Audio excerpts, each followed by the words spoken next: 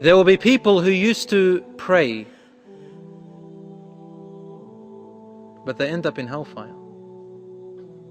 They pray, but they end up in hellfire. That doesn't make sense.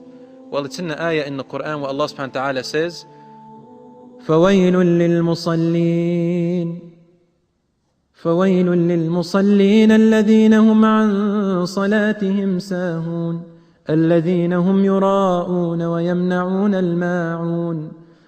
Hellfire to those who pray. And then if you continue the verse, it says, those who when they do come to pray, they are neglectful of their prayers. So they pray on and off. They pray carelessly. They pray without wudu sometimes. الَّذِينَ هُمْ يُرَاءُونَ. They are the same people who do good actions just to show off in front of people. So when they pray to please people, to look like righteous people. You know, this sometimes happens when a young man wants to ask the hand of someone's daughter, and that family is religious. Suddenly they start to pray. Okay? Wants to look righteous. They get married, afterwards true colors come out. Allahu Akbar.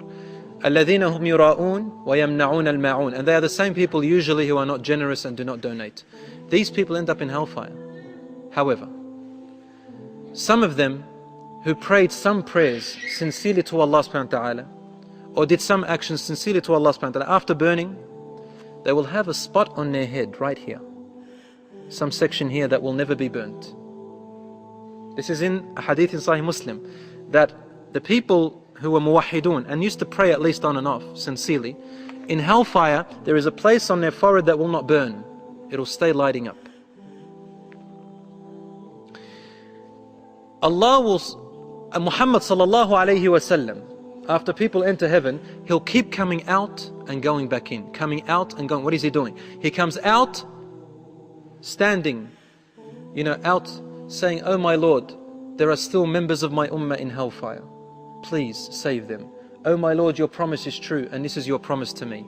Allah gave only Muhammad sallallahu alaihi wasallam among all the prophets this promise, that he will be the only one allowed to save his followers. No other prophet had been given this privilege. So we are privileged to be from the followers of Muhammad sallallahu alaihi wasallam, yeah? That's why we practice his sunnah as much as we can. As much as we can. Loving the Prophet sallallahu alaihi wasallam doesn't just mean when someone swears at him, we're ready to fight him. No. It's understanding who the Prophet is. When you love someone, what do you do? What do you do when you love someone? You imitate them.